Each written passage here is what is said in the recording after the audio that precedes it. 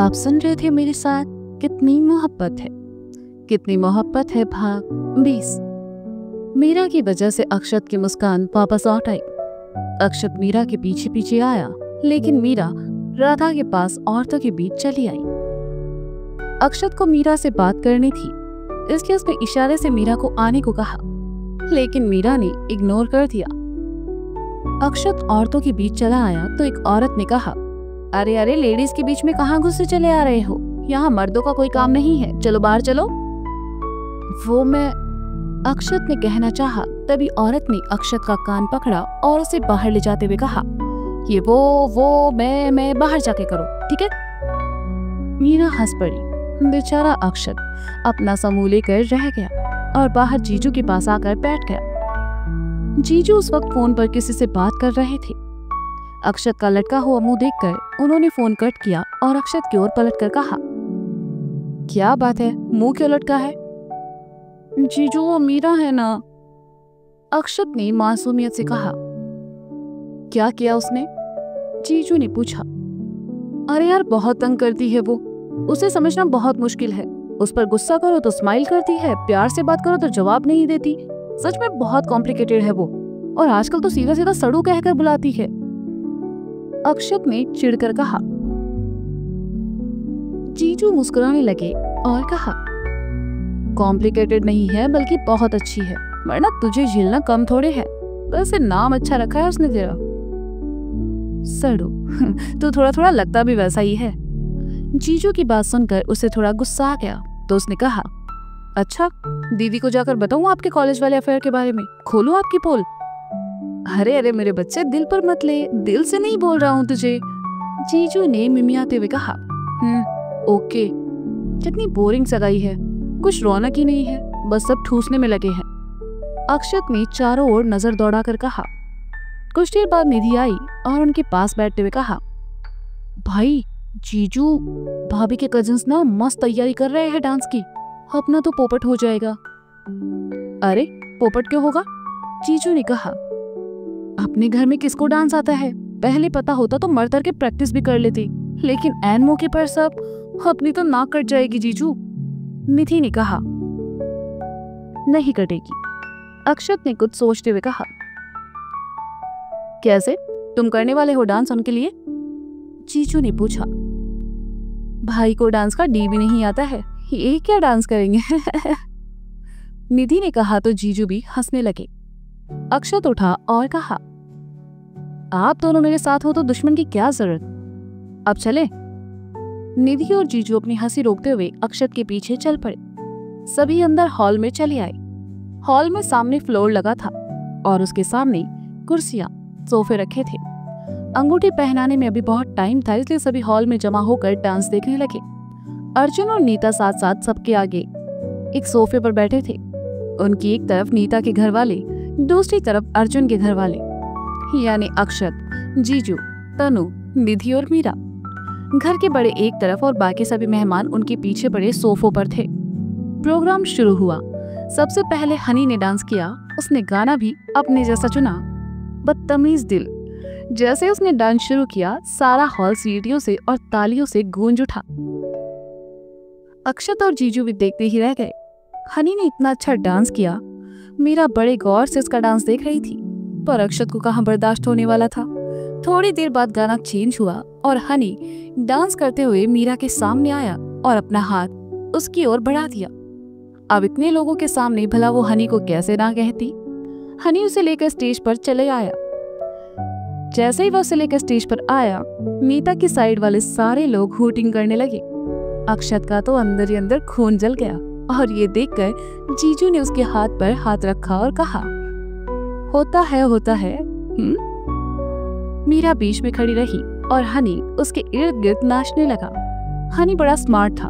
उसने गाना भी कुछ ऐसा ही चुना था, जो भिड़ा तेरे नैनों से ताका तो आशिक सरेंडर हुआ। अक्षत ने जैसे ही गाना सुना, अपना सर पीट लिया।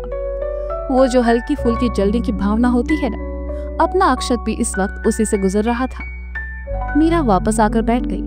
हनी की बात में नीता के एक दोस्त ने डांस किया। जैसा कि निधि ने कहा था, उसकी भी तैयारी जबरदस्त थी।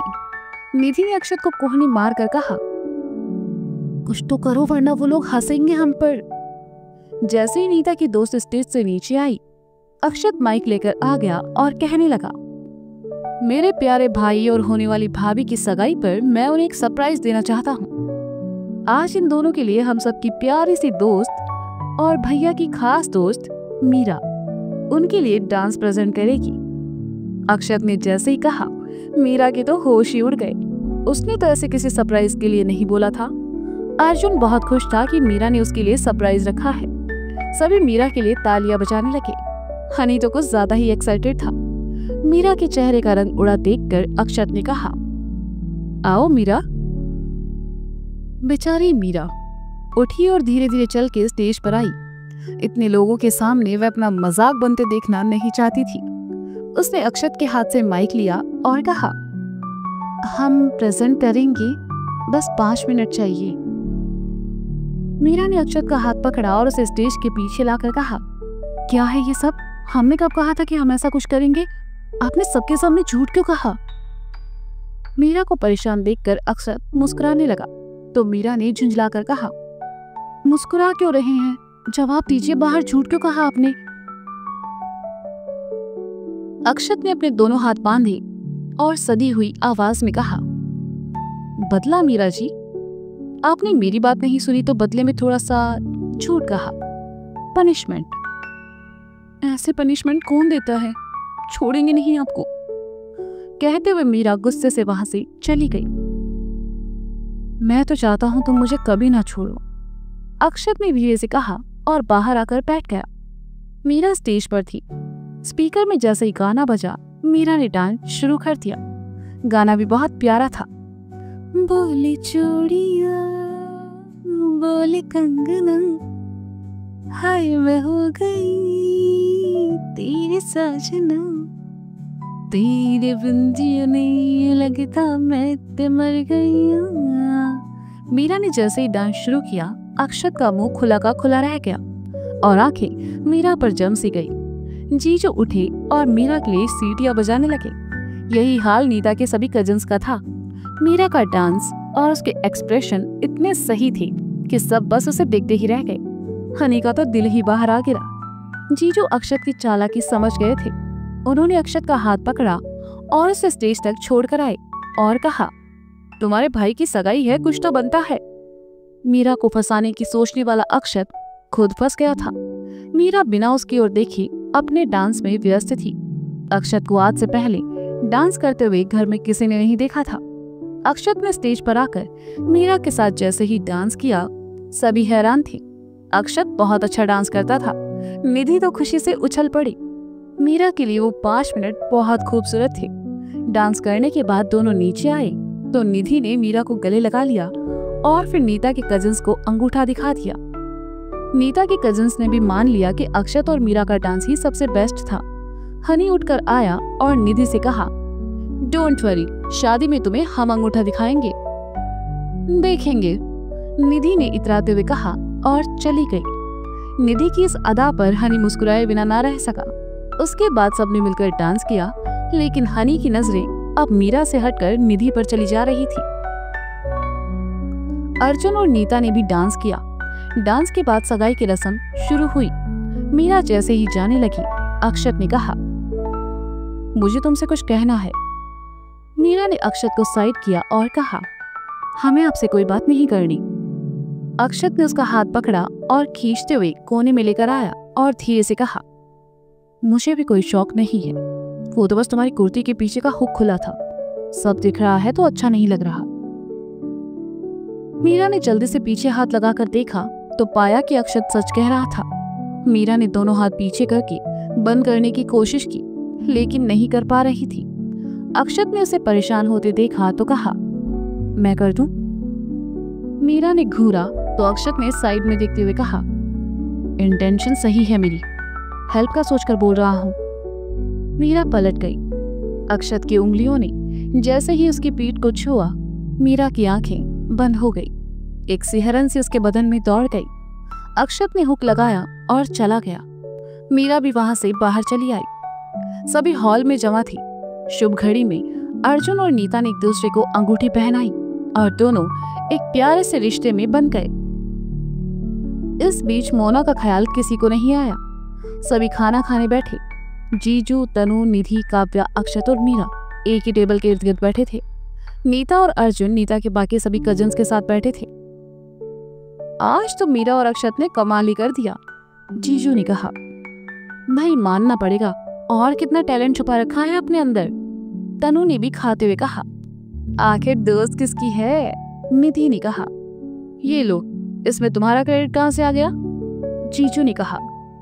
अरे मैं इसकी दोस्त ना होती तो ये कैसे मिलती आप सबसे, और फिर कैसे पता चलता कि मीरा में इतना टैलेंट है, बोलो बोलो, निधि ने बच्चों की तरह कहा। हाँ भाई, फिर तो तुम्हारा क्रेडिट बनता है, जीजू ने कहा। मीरा खामोशी से अपना खाना खा रही थी।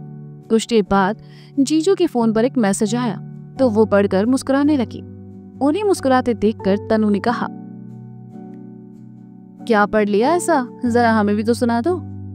सुनो सुनो, एक बहुत ही शानदार चीज आई है, जीजू ने एक्साइटेड होकर कहा और फिर कहने लगी, जिसकी हथेली के बीचों बीच तिल है वो बहुत खर्चीला होता है। जैसे कि तनु दी, इनके हाथ के बीचों बीच तिल है ना दी, निधि ने चहकते हुए कहा। हाँ है, तनु ने कहा। फिर तो भैया सच ही है, हमारी तनु बहुत खर्चा करवाती है, जीजू ने कहा तो सभी हंस पड़े। निधि को इसमें बहुत मजा आ रहा था। उसने कहा, जीजू और बताइए ना। हाँ सुनो, जिसके पेट पर तिल होता है वो खाने का बड़ा शौकीन होता है, जीजू ने कहा तो तनु बोल पड़ी, और ये बात आपसे बेहतर कौन जान सकता है। जीजू मुस्कुराने लगे क्योंकि उन्हें पता था कि उनके पेट पर तिल है। जीजू ने आगे पढ़ना शुरू किया, जिसके अंगूठे के बीचों बीच तिल होता है उसकी लव मैरिज होगी। जैसे ही जीजू ने कहा, निधि मुस्कुराने लगी। तनु ने देखा तो पूछा, तुझे क्या हुआ, तू क्यों शर्मा रही है। निधि ने अपना अंगूठा आगे कर दिया। उसके अंगूठे के बीचों बीच तिल था। जीजू ने देखा तो कहा, निधि भगवान के घर धीर है अंधेर नहीं, जल्दी ही तुम्हें भी तुम्हारे सपनों का राजकुमार मिल जाएगा। निधि शर्माने लगी तो जीजू ने कहा, ये सुनो, जिस इंसान के गर्दन के दाईं ओर तिल होता है वो बहुत रोमांटिक होता है। जैसे ही जीजू ने ये कहा, तनु और निधि ने अक्षत की तरफ देखा और कहा, अक्षत और रोमांटिक, इम्पॉसिबल। अक्षत की गर्दन पर तिल था तो अक्षत ने कहा, ये गलत हो गया जीजू। क्या पता साले साहब, आगे चलकर हो जाए यहाँ रोमांटिक। आखिरी शब्द रोमांटिक पर जीजू ने थोड़ा ज्यादा ही जोर देकर कहा, जिससे मीरा को हंसी आ गई, लेकिन उसने रोक ली और नीचे गर्दन करके खाने लगी। जीजू ने कहा, अब ये सुनो, ये लास्ट है। हाँ, जिसकी पीठ पर तिल होता है वो बहुत शांत स्वभाव के होते हैं, जैसे कि मीरा, इसकी गर्दन से 10 इंच नीचे एक तिल है। अक्षत ने खाते हुए कहा। सबने हैरानी से अक्षत की ओर देखा। मीरा की पीठ पर तिल है, ये बात अक्षत को कैसे मालूम, सोचकर सब हैरान थे। निधि ने तो उठकर देख भी लिया और हुक से जस्ट ऊपर एक तिल था जो दूर से नजर नहीं आता था, बहुत करीब से देखने पर पता चलता था। निधि ने देखते ही कहा, भाई सही कह रहे हैं, मीरा की पीठ पर तिल है। आपकी तो सारी बातें सच हो गई जीजू। जीजू और तनु दोनों ने ही अपना सर पीट लिया। निधि को पता नहीं था कि कौन सी बात सबके सामने कहनी होती है और कौन सी नहीं, लेकिन निधि के मुंह से ये सब सुनकर अक्षत खांसने लगा। उसे महसूस हुआ कि अनजाने में वह कुछ ऐसा कह गया जो उसे नहीं कहना था। उसे खांसता देखकर तनु ने पानी का ग्लास उसकी ओर बढ़ाया और कहा, तुम कब से ये सब देखने लगे? अक्षत, जीजू आपकी प्लेट में सलाद नहीं है, मैं लेकर आता हूँ। कहते हुए अक्षत उठा और चला गया। उसने तनु की बात का जवाब नहीं दिया। मीरा ने डरते डरते कहा, जीजू दी, आप लोग गलत मत समझिएगा, वैसा कुछ नहीं है, उन्होंने ऐसे ही बोल दिया होगा। तनु ने मीरा के हाथ पर अपना हाथ रखा और कहा, मीरा परेशान मत हो, हम दोनों को तुम पर पूरा भरोसा है। अक्षत की हालत देखकर ही समझ आ रहा है कि उसके मुंह से अनजाने में ये बात निकली है। तुम आराम से खाना खाओ। तनु की बातों से मीरा को थोड़ी तसल्ली मिली। अक्षत गया तो फिर वापस आया ही नहीं। खाना खाने के बाद मीरा जब हाथ धोकर लौटी तो उसे याद आया कि मोना अभी तक बाथरूम में है। वह जैसे ही नीचे जाने लगी, अक्षत ने कहा, कहाँ जा रही हो? वो मोनालिसा अभी तक बाथरूम में ही है। मीरा ने आधी बात कही और चली गई। अक्षत को कुछ समझ नहीं आया। वो सोचता रहा जब तक उसे मीरा की बात समझ में आई। मीरा जा चुकी थी। उसने खुद से कहा, ओह गॉड, मीरा नहीं जानती मोना कितनी बदतमीज है, मुझे जाना होगा। अक्षत भी सीढ़ियां उतरकर नीचे आया। मीरा ने जैसे ही दरवाजा खोला, मोना गुस्से से दंदनाते हुए बाहर आई और चिल्लाकर कहा, हैव यू लॉस्ट इट? मुझे यहाँ बंद करके कहाँ चली गई थी तुम? तुम्हें कहते हुए मोना ने जैसे ही मीरा को मारने के लिए हाथ उठाया, अक्षत मीरा के सामने आया और मोना का हाथ पकड़कर कहा, be in your limits Mona. Meera की इसमें कोई गलती नहीं है, तुम गलती से यहाँ बंद हुई थी। मीरा अक्षत के बिल्कुल पीछे खड़ी थी। मोना ने जब ये देखा तो उससे बर्दाश्त नहीं हुआ। उसने अक्षत को उंगली दिखाते हुए कहा, नाउ यू सी मिस्टर अक्षत व्यास, इस लड़की के साथ अब मैं क्या करती हूँ। मोना ने नीचे पड़ा अपना बैग उठाया और गुस्से से पैर पटकते हुए वहां से चली गई। अक्षत मीरा की ओर पलटा और कहा, तुम ठीक हो? मीरा ने कहा, चलो यहां से। अक्षत ने कहा और जाने लगा, लेकिन मीरा वहीं रुक गई। अक्षत पलटा और कहा, क्या हुआ, चलो। आपसे एक बात पूछे? मीरा ने कहा। अक्षत ने कहा, आपकी और मोना के बीच जो रिश्ता है वो हम समझ नहीं पा रहे हैं। मीरा ने कहा। अक्षत मीरा के पास आया और कहा, ये समझ लो, ये मेरी जिंदगी का सबसे बदसूरत सच है। अक्षत ने जैसे ही कहा, उसके चेहरे पर उभरा दर्द मीरा ने देख लिया और उसके बाद उसके अक्षत से कुछ और पूछने की हिम्मत नहीं हुई। दोनों वहां से बाहर आ गए। नीता के घर वालों ने सभी को अच्छे तोहफे दिए। विजय ने सबको रात में होने वाली पार्टी के लिए इनवाइट किया और घर से निकल गए। आते वक्त निधि भी अक्षत वाली गाड़ी में तनु, जीजू, मीरा के साथ चली आई। इस बार जीजू आगे बैठे थे। काव्या को नींद आ गई, वह तनु की गोद में दुबक कर सो गई। निधि, दीदी और जीजू ही बातें कर रहे थे। बाकी मीरा और अक्षत खामोश थे। गाड़ी में लगे मिरर में मीरा का चेहरा अक्षत को साफ दिखाई दे रहा था। उसके चेहरे पर उदासी फिर घिर आई। जाते जाते मोना अपने साथ अक्षत की मुस्कुराहट भी लेकर चली गई। सभी घर लौट आए। मीरा भी कमरे में चली आई। शीशे के सामने खड़ी खुद को देखते हुए उसकी आंखों के सामने आज की सगाई के सारे खूबसूरत पल आने लगे। मन ही मन मुस्कुराते हुए वह कानों के झुमके उतार रही थी। लगा जैसे अक्षत उसके बगल में ही खड़ा हो और उसे प्यार से देख रहा हो। ये अनछुए एहसास मीरा को कब छूने लगे उसे पता ही नहीं चला। अक्षत उसके पास आया और अपने होठ मीरा के कंधे से छू लिए। मीरा जैसे ही पलटी, वहां कोई नहीं था। उसने अपना सर पीट लिया और बेड पर आकर बैठ गई। उसने अपने झुमके उतार कर रख दिए और खुद से कहा, ये क्या हो रहा था और क्यों हो रहा था। मीरा इन सब से अनजान थी। रात के फंक्शन के लिए मीरा ने सफेद रंग का चूड़ीदार सूट पहना, बालों को गूंथ कर चोटी बना ली। सिंपल लुक में वह और भी खूबसूरत लगती थी। मीरा जैसे ही कमरे से बाहर आई, सामने बालकनी में खड़े अक्षत पर उसकी नजर पड़ी। अक्षत फिर सिगरेट पी रहा था। मीरा उसके पास आई और हाथ से सिगरेट छीनकर कहा, जिनके सीने में पहले से इतनी आग भरी हो वो आग को मुंह नहीं लगाया करते। मीरा के सिगरेट फेंकने पर अक्षत को बुरा नहीं लगा, बल्कि उसने मुस्कुराते हुए कहा, कभी कभी सिगरेट के धुएं में अपनी फिक्र उड़ाने की कोशिश करता हूं, लेकिन वो और बढ़ जाती है। वो इसलिए क्योंकि आप बहुत ज्यादा सोचते हैं। मीरा ने कहा, जिन चीजों को बदला नहीं जा सकता उनके बारे में सोचना पड़ता है। अक्षत अब सीरियस हो चुका था। मीरा ने बात बदलने के लिए कहा, अर्जुन भैया की सगाई की पार्टी है, आप नीचे नहीं चल रहे? मन नहीं है, अक्षत ने कहा। लेकिन आप नहीं जाएंगे तो हमारा मन नहीं लगेगा। मीरा ने मासूमियत से कहा। वो क्यों? अक्षत ने पूछा। अब इस घर में कोई और तो है नहीं जिसको हमें परेशान करके खुशी मिलेगी। अब आप नहीं होंगे तो कोई परेशान नहीं करेगा और ऐसे तो हम बोर हो जाएंगे ना, मीरा ने कहा। अक्षत मुस्कुराने लगा। अक्षत को मुस्कुराता देखकर मीरा को सुकून मिला। वह जाने लगी, लेकिन जाते जाते रुकी और पलटकर कहा, तो आ रहे हैं ना? अक्षत ने कहा। मीरा जाने लगी तो अक्षत ने फिर कहा, मीरा जी। मीरा ने रुककर अक्षत की ओर पीट करके कहा। अक्षत भी उसकी ओर पीट किए ही खड़ा था और कहा, तुम्हारी पायल कहाँ है? अलमारी में रखी है, मीरा ने कहा।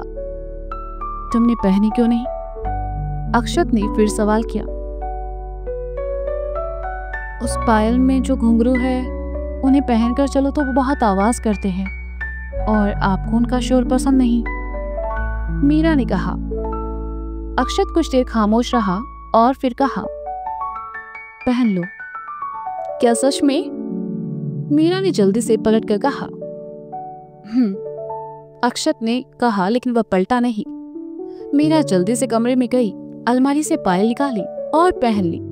छमछम करते हुए जब वह कमरे से बाहर आई, अक्षत अभी भी वहीं खड़ा था।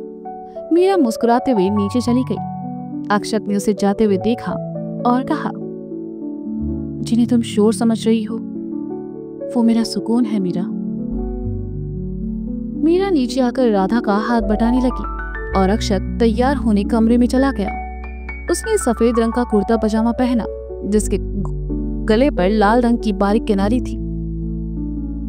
अक्षत उसमें बहुत ही प्यारा लग रहा था। कुर्ते के गले पर 4 बटन थे, पर दूसरे नंबर वाला बटन बार बार चुभ रहा था।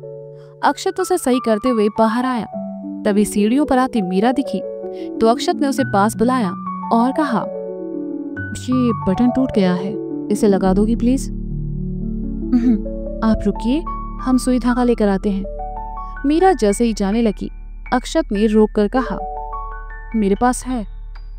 अक्षत ने सुई धागा मीरा को दिया। मीरा उसके थोड़ा करीब आई और बटन को उसकी सही जगह रख कर लगाने लगी।